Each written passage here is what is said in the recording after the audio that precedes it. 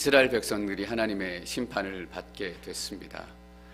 그들이 자유를 찾아 떠난다고 했지만 하나님을 섬기지 않고 우상을 섬기면서 멋대로 살다 보니까 패역한 백성, 택한 족속이 아니라 패역한 백성들 가운데 지나지 않는 그런 삶을 살기 시작했습니다. 그래서 하나님께서는 이스라엘을 심판하시기로 결정하시고 BC 587년에 예루살렘 유다 왕국이 바벨론 군대에 의해서 멸망이 됩니다. 예레미야는 하나님께서 예언하셨던 유다의 멸망, 예루살렘의 멸망해 가는 모습, 그리고 이스라엘 백성들 또 유다 백성들이 바벨론의 분화 아래 짓밟혀가는 그 모습을 보면서 탄식하는 마음으로 예레미야애가를 기록을 했습니다.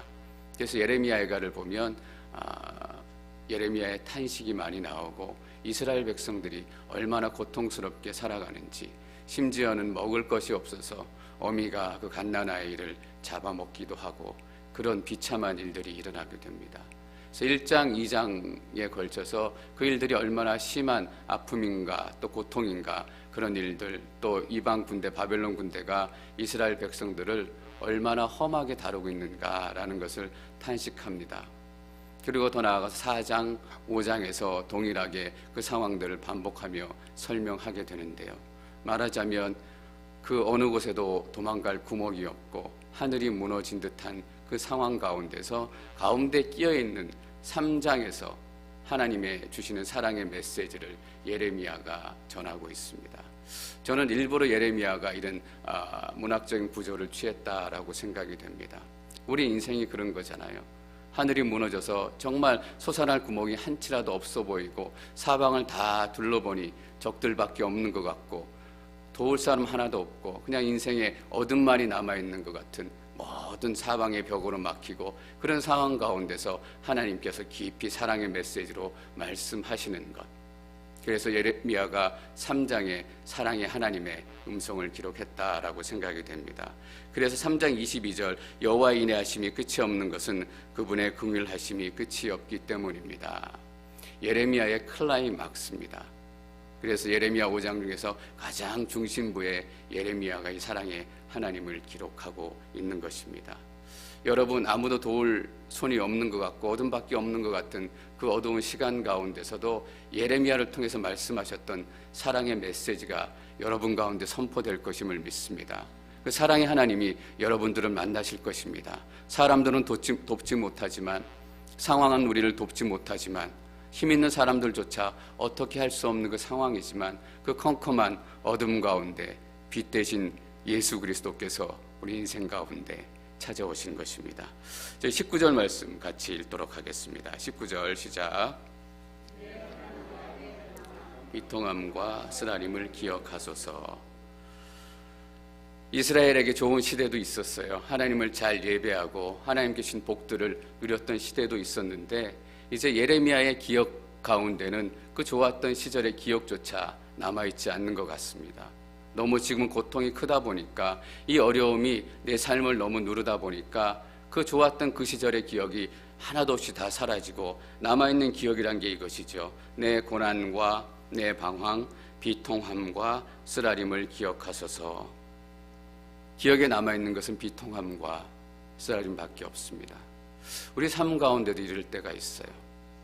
아무리 좋은 생각을 하고 아무리 용기를 내고 아무리 하나님의 은혜를 되짚어 찾아보려고 해도 그냥 어려운 일들만 생각나고 나를 괴롭혔던 사람들만 생각나고 나를 속썩이는 자식들만 생각나고 그 생각들 때문에 잠이 안 오고 계속 밤은 깊어가지만 생각은 더 맑아지고, 그렇다고 해서 좋은 생각들이 나타난 것이 아니라 하다못해 예전에 돈 띄어먹고 도망간 사람들 생각까지 나고 좋은 기억이란 하나도 떠오르지 않을 때, 특별히 우리가 이민생활하면서 그런 때가 많은 것 같습니다. 아이가 힘들면 좀 부부관계라도 괜찮아야 될 텐데 아이도 힘들고 부부관계도 어렵고 비즈니스라도 좀 괜찮으면 좋겠는데 비즈니스도 어렵고 정말 돌아보고 돌아봐도 좋은 생각이 하나도 들지 않을 때, 이 아픈 기억만 남아있는 것이 예레미야 또 지금 이스라엘의 상황인 것입니다. 저희가 20절, 21절 말씀 계속해서 읽도록 하겠습니다. 시작.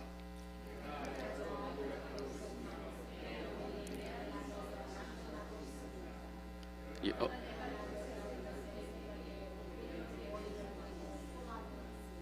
네. 아직도 기억하고 있다라는 말은 생생하고 뚜렷하게 기억이 난다라는 얘기입니다.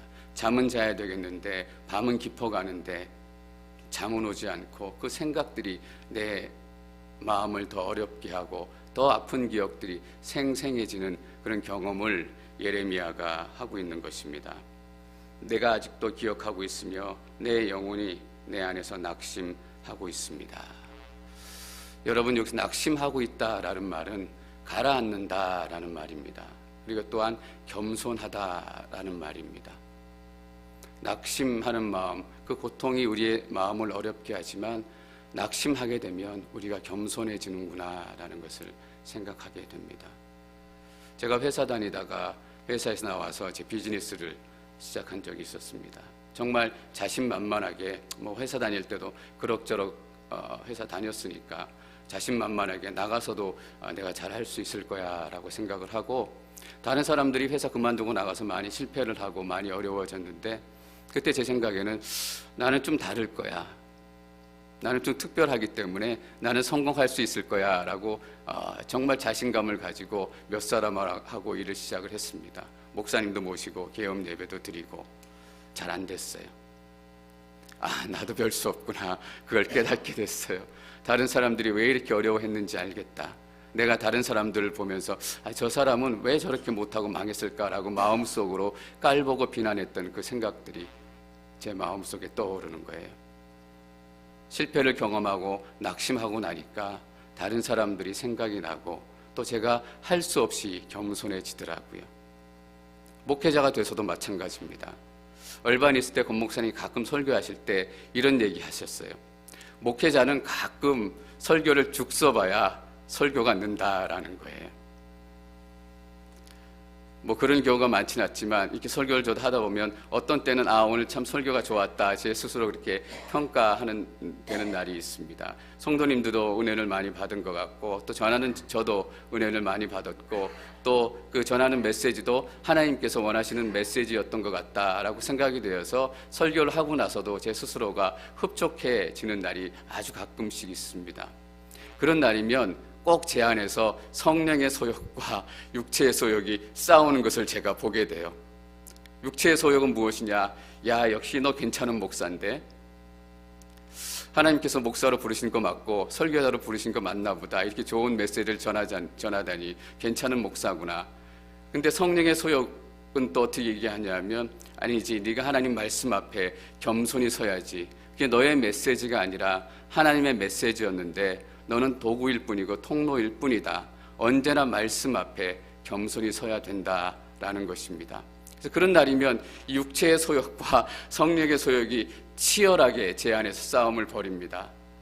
어떨 때는 이렇게 되기도 하고 이렇게 되기도 하고, 제 생각으로는 이러면 안 되지라고 제가 자꾸 다짐을 하지만 저도 약한 인간이다 보니까 그런 교만한 마음들이 조금씩 올라와서 이렇게 치열하게 싸울 때가 있어요. 그럴 때면 사도 바울이 내 안에서 성령의 소욕과 육체의 소욕이 늘 싸운다라고 얘기했던 그 마음을 이해도 할 것 같아요. 그런데 이 육체의 소욕과 성령의 소욕, 이 두 소욕의 싸움을 한 방에 정리해 주는 게 있습니다. 설교를 죽 쓰고 나면 할 수 없이 다시 겸손해져요. 그래서 육체의 소욕, 교만한 마음은 자동적으로 다 사라지게 되는 거예요. 낙심하면 어렵지만, 실패를 경험하면 어렵지만, 실패를 통해서, 낙심을 통해서 우리가 겸손해지는 것입니다. 우리가 겸손해지니까 하나님을 만나게 돼요. 이 낙심하다라는 말은 가라앉다라는 말의 의미가 있습니다. 낙심하게 되면 끝이 어딜지 모를 정도로 우리의 생각과 우리의 마음과 인생이 가라앉게 돼요. 더 내려갈 수 없을 정도로 내려가고 보니까 거기에서 만나는 것이 무엇인가 하면 예수 그리스도의 십자가예요. 왜냐하면 예수 그리스도의 십자가는 이 땅, 이 세상 가운데 가장 낮은 곳에 머물기 때문이에요. 우리가 그곳까지 내려가지 않으면 절대로 예수 그리스도의 십자가를 만날 수 없는 것이에요. 저는 왜 예수님께서 부자들이 천국에 들어가는 것이 낙타가 바늘구멍에 들어가는 것보다 어렵다라고 얘기하셨는지 그 의미를 깨닫게 돼요. 다 가진 사람, 다 소유한 사람, 그래서 낮아지기 어려운 사람이 어떻게 십자가를 만날 수 있을까라는 질문을 던지게 되는 거예요. 십자가는 이 높은 곳에 있는 것이 아니라 십자가는 저 아래, 쳐다보기도 싫은 저 아래에 있는데 거기까지 나의 가진 것을 놓고 내려갈 용기가 있는 사람이 누가 있을까라고 생각하게 되는 거예요. 낙심하지만 그 낙심을 통해서 우리는 겸손해지고 하나님을 만나게 되는 것이죠. 이 십자가를 통과해야만 우리는 하나님의 영광과 예수 그리스도의 영광을 경험할 수 있습니다. 제가 21절 말씀 한 번 더 읽을까요? 21절 시작. 내게 소망이 있습니다. 여기서 생각해낸다라는 말도 좀 의미가 있는 말입니다. 그냥 생각하는 것이 아니라 하나님께로 돌아간다라는 의미를 가지고 있고요. 회개한다라고 우리가 얘기할 때 이 같은 단어를 쓰고 있습니다. 예레미야는 그 어려운 고통을 생각을 하면서 빛도 없는 그 어두운 시절을 고통 가운데 생각을 하면서 하나님께로 방향을 터닝을 하고 있는 것입니다. 낙심이 되어지고 내가 가진 것이 아무것도 없다라고 생각이 되어지니까 저 밑자락까지 가서 예수 그리스도의 십자가를 만나고 예수 그리스도의 십자가를 만나니까 하나님 방향으로 터닝을 하기 시작하는 것입니다. 그래서 예레미야는 이 어려운 상황 가운데 하나님이라고는 찾아볼 수 없을 것 같은 상황 가운데서 하나님을 만나게 되는 것입니다. 이 고통 가운데 만나는 하나님은 어떤 하나님일까요? 22절 말씀 저희가 계속해서 같이 읽겠습니다. 22절 시작.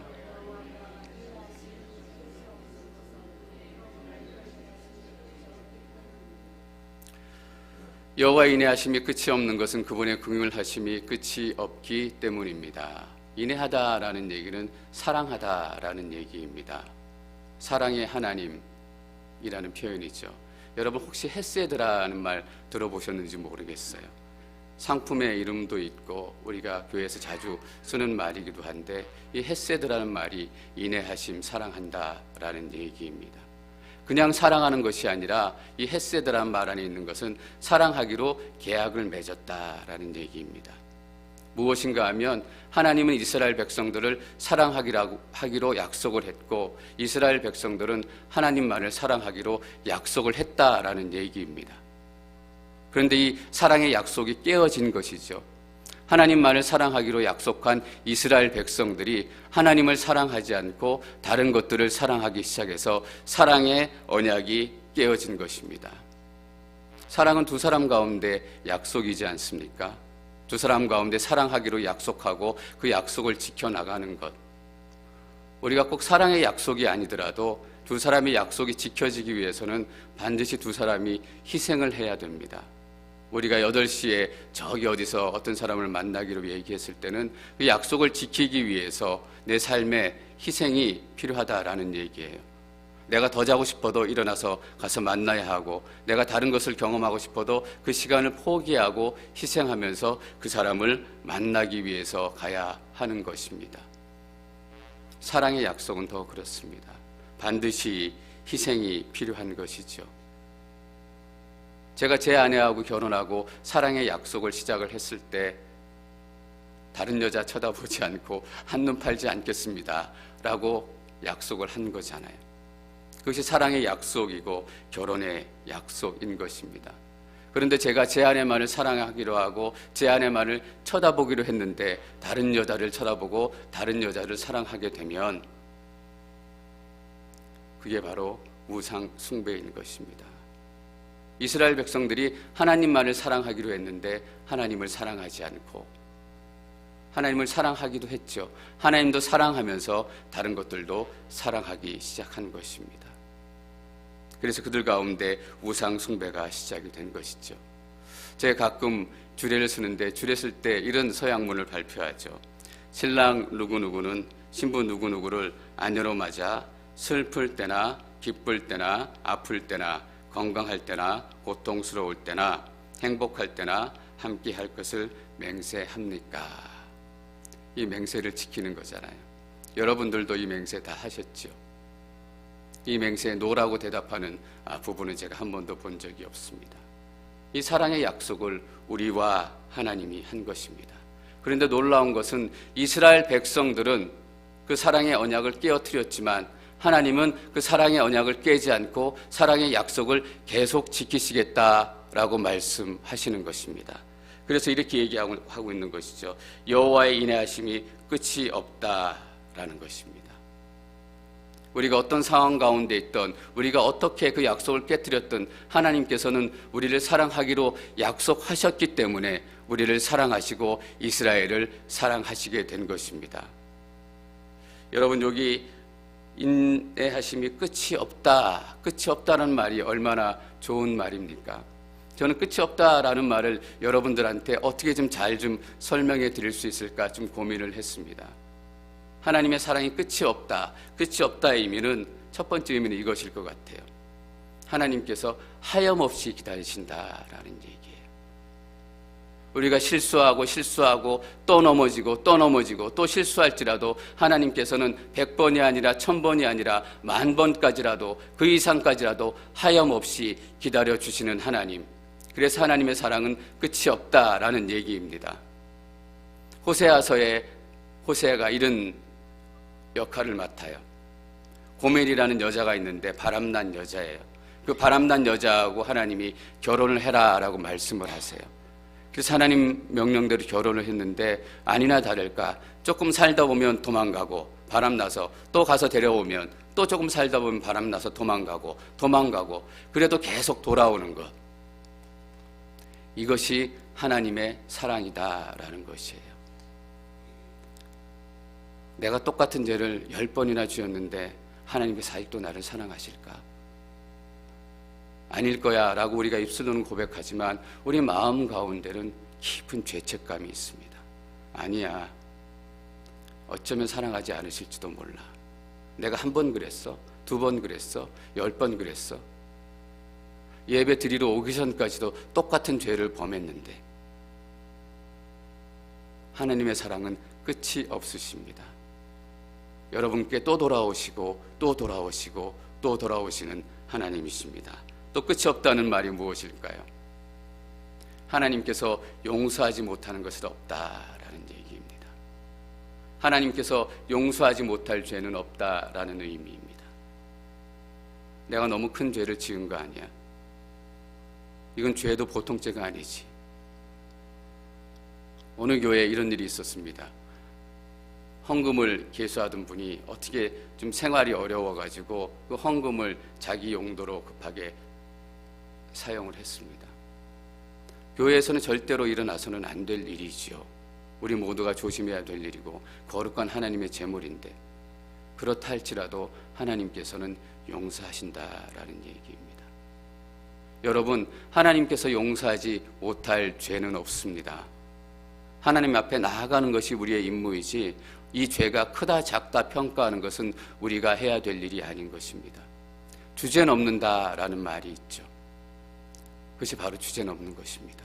내가 이 죄를 가지고 이 문제를 가지고 하나님 앞에 나아가도 좋을까? 그것은 하나님께서 하실 일이고 우리는 들고 나아가는 것입니다. 끝이 없다라는 또 말의 의미는 무엇일까요? 생각의 끝이 없다라는 것입니다. 우리의 생각으로는 이해할 수 없을 만큼 하나님의 사랑은 끝이 없다라는 얘기죠. 제 딸이 동부에서 공부를 하고 있습니다. 제 사랑하는 딸이고 무남 동료 하나밖에 없습니다. 사랑하는 딸이 공부하는데 제가 목사이지만 어떤 다른 학생 때문에 제 딸이 공부하다가 손해를 보게 된다면 제가 목사이지만 그거를 용납하지 못할 것 같아요. 예은아, 절대 손해 보지 마라.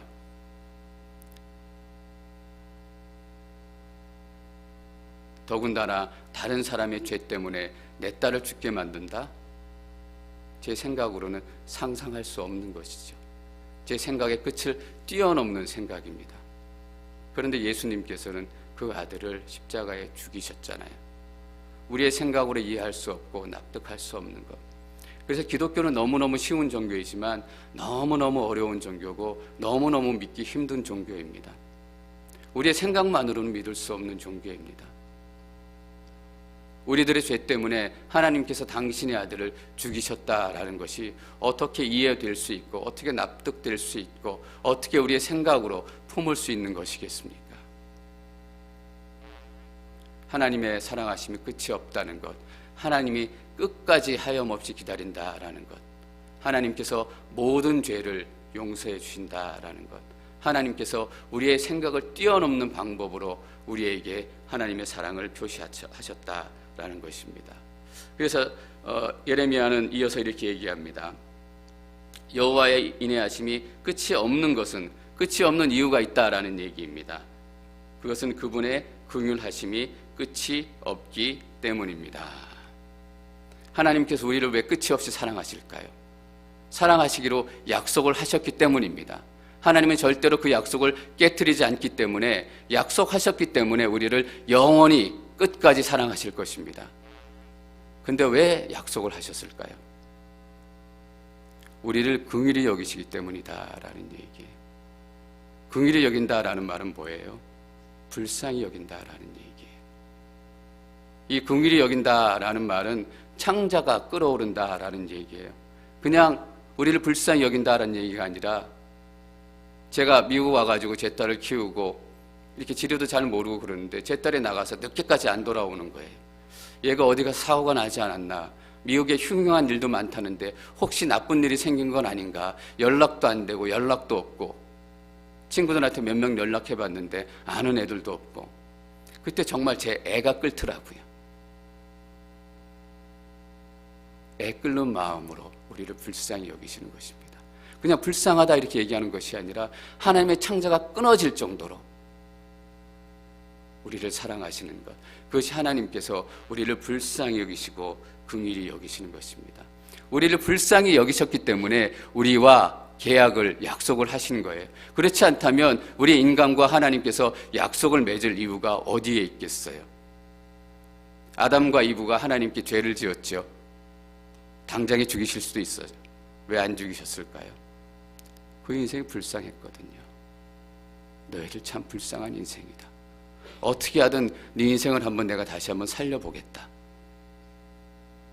그래서 가죽옷도 지어 입히시고 복음의 메시지도 선포해 주시고, 여러분, 하나님께서 여러분들을 그렇게 불쌍히 여기세요. 내가 네 인생을 그렇게 불쌍히 여긴다. 그러니 제발 너도 네 인생을 좀 불쌍히 좀 여겨라 라는 얘기입니다.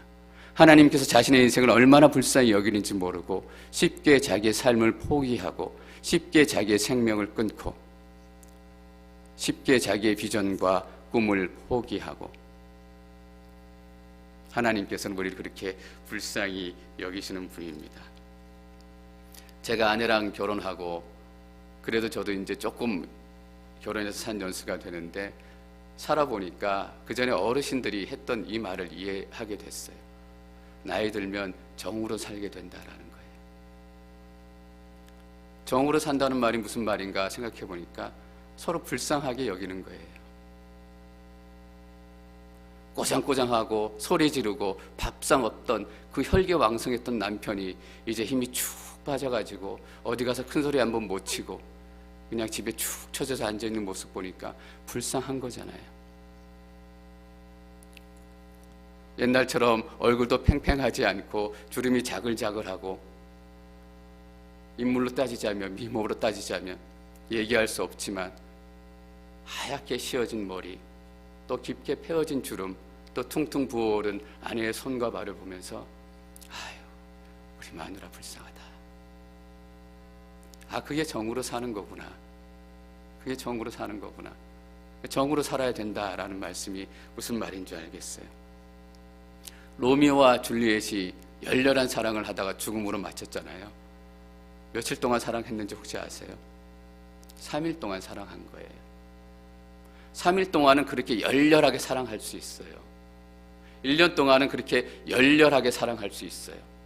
그런데 10년, 20년, 30년을 그렇게 열렬하게 사랑할 수 있는 사람은 거의 없다라고 결론을 내려도 되지 않을까 싶어요. 여기 열렬히 아직도 사랑해서 같이 사시는 분들 한 분도 안 계시죠? 그러나 두 분이 열렬히 사랑하지 않기 때문에 두 분의 사랑에 이상이 생기고 두 분의 가정에 금이 가기 시작했습니다 라고 아무도 얘기하지 않을 거예요. 그 열렬한 사랑보다 더 깊은 사랑, 서로를 불쌍히 여기고 서로를 긍휼히 여기는 것, 하나님께서 우리를 긍휼히 여기는 것이 그런 마음인 거예요.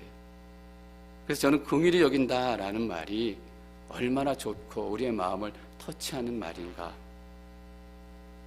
이 말씀을 묵상하면서 야, 하나님의 마음을 가장 잘 움직이게 할 기도가 바로 이거구나 하고 생각이 났어요. 하나님, 우리를 불쌍히 여겨주세요. 원래부터 우리의 인생은 불쌍하게 여기고 계셨는데 하나님, 제발 좀 불쌍하게 여겨주세요. 하나님께서 뭐라 그러실까요? 이제 네가 좀 뭔가 아는구나. 그렇게 바락바락 대들더니, 그렇게 바락바락 소리치더니 하나님, 불쌍히 여겨주십시오. 그래서 눈먼 맹인이 예수님 지나갈 때 이렇게 소리쳤어요. 다윗의 아들 예수 그리스도시여, 나를 불쌍히 여겨주시옵소서. 그것은 패배자의 기도가 아니라, 그것은 실패자의 기도가 아니라 가장 하나님 마음에 합한 사람의, 하나님의 사람의 기도입니다. 얼마나 다윗이 그런 기도를 많이 했습니까? 하나님, 저를 불쌍히 여겨주십시오. 저는 예레미야 애가를 보면서 계속해서 다윗의 시편을 보는 것 같아요.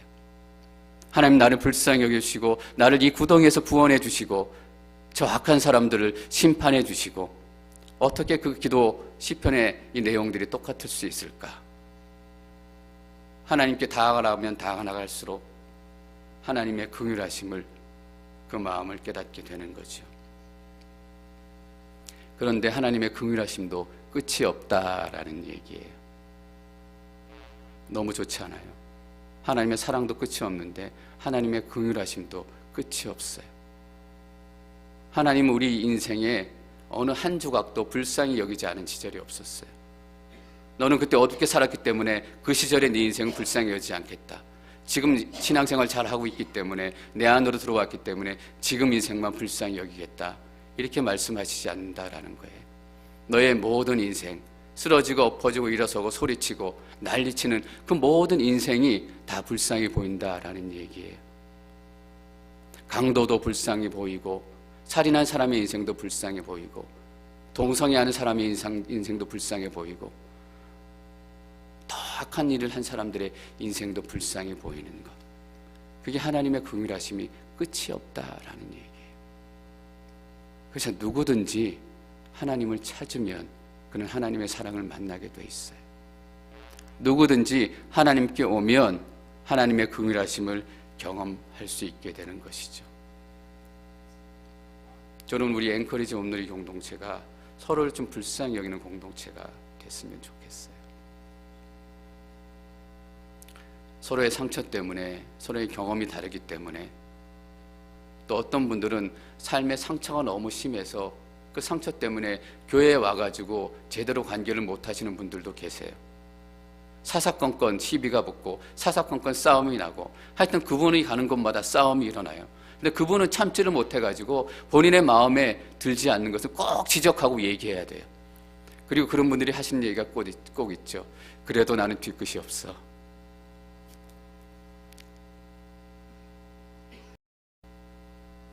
그렇게 사람들을 불편해하게 하고 사람들을 어렵게 만드는 분, 그냥 우리가 보게 되면 아, 저 사람 우리 교회 좀 떠났으면 좋겠다, 이제 안 나왔으면 좋겠다 라고 생각이 들지만, 그 사람의 인생이 불쌍히 보이기 시작하면 이렇게 생각이 되더라고요. 본인은 얼마나 힘들까? 저렇게 사는 정작 본인은 모든 게 눈에 보이고 모든 게 눈에 거슬려서 얼마나 사는 게 힘들까? 저는 저희 공동체가 그런 공동체가 됐으면 좋겠어요. 저 사람 매일 와서 투정하고 불평하는 그 마음이 얼마나 어렵고 힘들까? 제가 어제 어떤 글을 잠깐 봤는데 어떤 목사님이 이런 글을 남겼어요. 감사하지 않는 사람에게 왜 하나님께서 벌을 내리시지 않는가? 감사하지 않는 사람에게 가장 큰 벌은 감사하지 않는 것 그 자체라는 거예요. 감사하지 않는 삶, 감사하지 못하는 삶, 그 인생이 그렇게 불쌍해 보이기 시작하는 것, 그래서 제가 내년에 제 공동체 비전을 위해서 기도하다가 하나님께서 주시는 몇 가지 마음들이 있어요. 그 중에 하나가 따뜻함이에요. 하나님께서 2015년 앵커리지 온누리 공동체가 더 따뜻한 공동체가 되기를 원하시는구나. 저렇게 사는 저 사람은 얼마나 힘들까? 저수는 왜 이렇게 못 모이지? 못 모이는 저수는 얼마나 어려울까? 다른 술처럼 잘 모이고 싶을 텐데. 저는 기도하면서 어떻게 하면 2015년 저 앵커리지 온누리 공동체를 따뜻한 공동체로 만들 수 있을까? 그게 제게 주신 영적인 2015년의 미션 중에 하나예요. 어떻게 저 혼자 그 일들 이루겠어요? 우리 모두가 따뜻해야 될 사람들인데. 모르겠어요. 제 2000도 정도 열이 나면 모르겠어요. 그냥 저 혼자 있어도 다 따뜻해지겠지만, 아무리 제가 난리를 쳐도 제 체온은 36.5도밖에 안 돼요. 우리가 다 합쳐지지 않으면 그것이 공동체인 거잖아요. 하나님께서 우리를 끝없이 사랑하시고 끝없이 불쌍히 여기시고, 심판의 한가운데서 예레미야가 만난 하나님은 사랑의 하나님이에요. 얼마나 역설이에요. 심판의 한가운데서 예레미야가 만나는 하나님이 사랑의 하나님인 것. 공포의 하나님, 냉정한 하나님이 아니라 그 사랑의 하나님. 때론 우리 인생 가운데 잘못과 실수 때문에 아버지처럼 하나님께서 우리를 징계하고 또 우리를 다루실 때가 있어요. 그때 우리는 하나님의 사랑을 경험하게 될 거예요. 하나님의 징계와 하나님의 다름을 받지 않으면 좋겠지만 그 과정 가운데서 우리의 삶이 하나님께로 더 나아가게 되는 것이죠. 저희가 23절 말씀 계속해서 읽겠습니다. 23절 시작. 새롭고 주의 신실하심이 큽니다. 그것들이 아침마다 새롭고. 여러분 매일 변치 않는 하나님을 만나고 계십니까? 매일 동일한 하나님을 만나고 계십니까? 그 대답은 옳을 수도 있고 틀릴 수도 있습니다. 왜냐하면 하나님은 매일 새로운 분이시기 때문입니다. 그리고 우리가 하나님께 나아갈수록 우리가 새로운 하나님을 만나게 되어 있습니다. 요즘에는 제주도 가는 게 비용이 많이 비싸서 제주도 가기도 쉽지 않을 텐데, 제가 한국에 있을 때 제주도를 꽤 여러 번 다녀왔습니다. 처음 갔을 때 기억이 나는데, 처음 갔을 때 기억은 이런 거예요. 제주도에 있는 한라산을 한번 보자. 멀리서 보니까 만만한 거예요. 한라산쯤이야. 1000몇백 미터인가 그럴 텐데 그냥 한라산 한번 보지 하고 갔는데, 한라산에 가까이 다가가면 다가갈수록, 전백이 가까갈수록 한라산이 얼마나 큰지 제가 알게 되는 거예요. 멀리서 보니까 요만해 보였는데 가까이 다가가니까 엄청난 거예요. 그래서 한라산이 무서운 산이구나. 제 아내도 몇 번 얘기했어요. 그동안 한라산 너무 만만하게 본 것 같다. 실제로 가까이 가보니까 너무너무 크더라라는 얘기예요. 여기 맥킨리 산이 있죠. 6,200m 정도 되던데 멀리서 봐도 두려울 정도로 높고 구름에 가려 있는데 가까이 다가가면 얼마나 클까 제가 한번 상상을 해봐요. 우리가 하나님과 멀리 있을 때는 하나님이 작아 보여요. 그런데 우리가 날마다 하나님을 만나서 하나님께 가까이 가면 가까이 갈수록 하나님이 얼마나 크신 분인지를 우리가 깨닫게 되는 거예요. 마치 멀리서 바라보는 한라산처럼 요만하게 보였던 하나님, 그게 전부처럼 보였던 하나님이지만 한 발 한 발 다가가면 한라산이 엄청난 크기로 내게 다가오는 것처럼 하나님이 엄청난 크기로 내게 다가오는 거예요. 하나님께 다가가면 다가갈수록 깨닫는 게 뭐예요? 하나님은 엄청나게 크신 분이시다라는 거예요. 처음에는 하나님의 모습이 다 보인다고 생각했는데 다가가 보니까 발밖에 안 보이는 거예요. 더 다가가니까 발등밖에 안 보여요. 더 다가가니까 발꼬락밖에 안 보여요. 더 다가가면 어때요? 그 발꼬락도 다 못 봐요. 아, 하나님은 이렇게 크신 분이시구나. 하나님과 우리가 하늘과 땅이 먼 것처럼 멀다라는 의미가 바로 이것이구나 라는 것이에요. 그래서 우리는 하나님께 날마다 다가가면 다가갈수록 더 큰 하나님을 만나게 되는 거예요. 그래서 여러분 매일 동일한 하나님 만나시면 안 돼요. 어제보다 오늘 더 큰 하나님 만나셔야 돼요. 오늘보다 내일 더 큰 하나님 만나셔야 돼요. 그게 하나님께서 원하시는 우리의 믿음의 길이에요. 또 하나 있어요. 애들을 한라산에 데려가면 한라산이 얼마나 큰지 몰라요. 큰 거에 대한 관념이 없기 때문에 그냥 높은 산이다. 맥킨리 산에 데려가면 얼마나 큰 산인지 몰라요. 눈이 많고 막 처음엔 놀다가 추워 이제 빨리 집에 가자 이러고 말 거예요.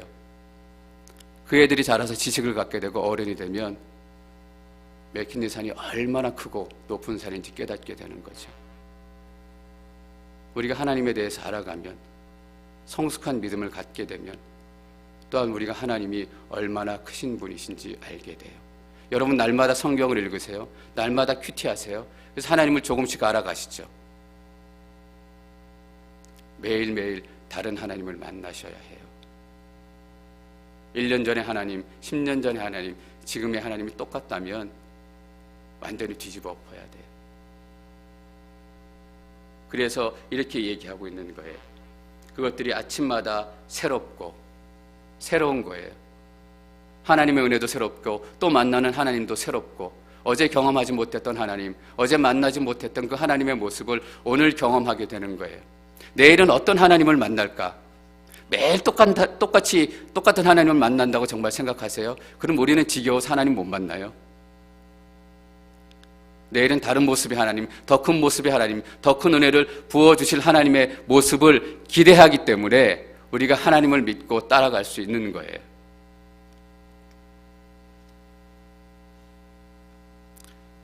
그래서 우리의 믿음이 정말 자라고 우리의 믿음이 정말 어른이 되고 우리가 하나님께 더 나아갈 때 우리가 깨닫게 되는 것.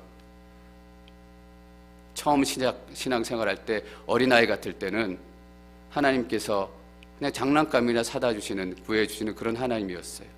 근데 좀 자라고 나면 취직할 때 도움을 주시고 결혼할 때 도움을 주시고 좀 더 믿음이 자라면 나의 건강을 책임져 주시고 내 힘으로 해결할 수는 없는 어떤 문제를 하나님께서 해결해 주시는 그런 하나님의 모습으로 계속 하나님이 커져가요. 그리고 하나님이 딱 우리 삶 가운데 펼쳐지시면 어때요? 하나님이 너무나 크신 분이시기 때문에 두려워서 아무것도 못 구하는 거예요. 감히 하나님 이거 해주세요, 이거 해주세요 얘기도 할 수 없는 거예요. 하나님이 얼마나 크신 분인지 깨닫게 되기 때문에 하나님이 내 인생을 다 덮고 계시구나. 내가 너희 안에, 너희가 내 안에, 내가 하나님 안에 있고 하나님이 우리를 덮고 계신다는 걸 아시면 하나님 안에 있으니까 내가 따로 구할 필요도 없겠다라는 생각을 하게 되는 것이죠. 여러분 날마다 새로운 하나님을 만나시기를 축원합니다. 그래서 우리의 고백이 이런 고백이 됐으면 좋겠어요. 제가 찬양 설교를 준비하면서 이 찬양 가사가 자꾸 마음에 맴돌았는데 구주를 생각만 해도 이렇게 좋거든. 뭘 구하고 뭘 달라고 떼쓰지 않아도 하나님 생각만 해도 좋은 거예요. 그리고 주 얼굴 배울 때에는 얼마나 좋을까라는 거죠. 크신 하나님을 우리가 실제로 만나게 되는 날, 수천 년 동안 많은 사람들이 매일 새로운 하나님을 만났고 다른 모습의 하나님을 경험하고 다른 모습의 예수 그리스도를 경험했기 때문에 그들의 인생이 다른 환경, 다른 시간, 다른 형편 가운데 있었지만 그들이 이 예수 그리스도 한 분을 만날 수 있었던 거예요. 이 하나님 한 분만을 경험할 수 있었던 것이죠. 저는 여러분들이 매일 새로운 하나님을 경험하시기를 축원합니다. 그래서 새로운 하나님의 사랑의 깊이 때문에 매일 놀라는 역사가 일어나길 축원합니다. 하나님의 그 사랑의 능력 때문에 매일 놀라는 역사가 여러분 가운데 날마다 새롭게 경험되어지고 새로운 찬양이 그래서 여러분 입술 가운데 늘 선포되어지기를 축원합니다.